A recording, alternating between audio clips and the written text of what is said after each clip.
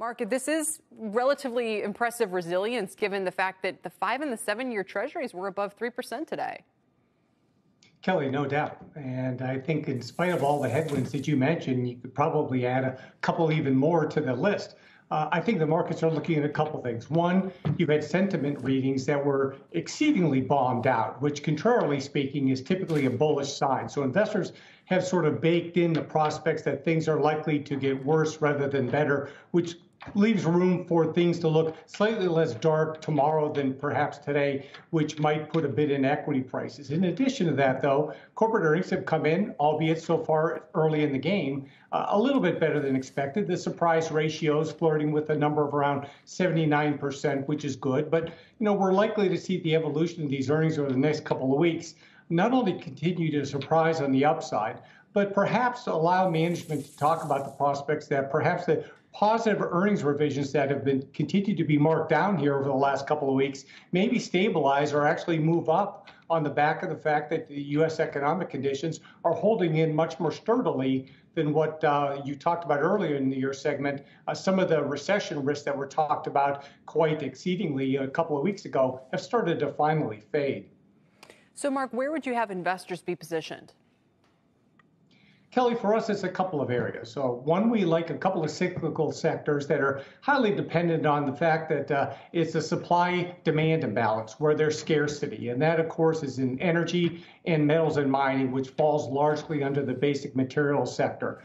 We think this is going to continue to thrive even with modest demand, primarily because of, once again, the lack of the ability to get the supply that's needed to even meet modest demand, let alone any uptick in demand that we might see on a go-forward basis, improve the profitability of stocks in these sectors.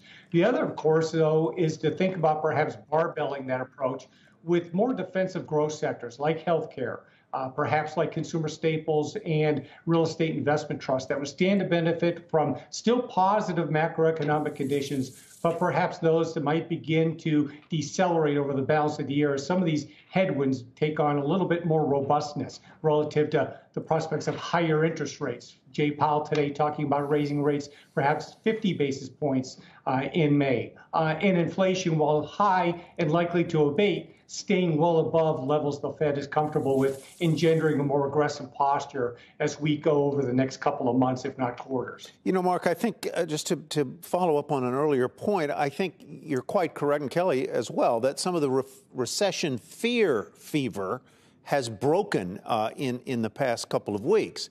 But let's not forget that we are, what is the Fed funds rate now? And we are just beginning the move higher in interest rates. And when those higher interest rates begin to hit home, isn't that when the real worry about a recession would kick in?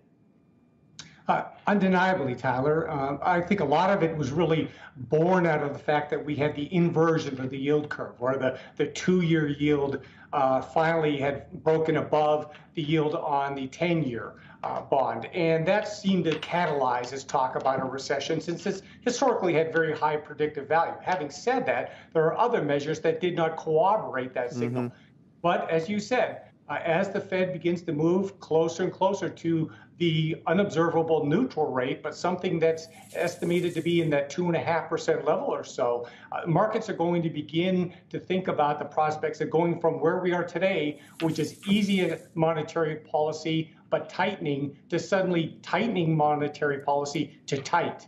And that is the point at which the market will precede, by way of reflecting in prices, the prospects of a recession whose probability may increase substantially later this year or perhaps early into next, if the Fed continues to campaign on a very aggressive hiking schedule like market participants currently believe they will.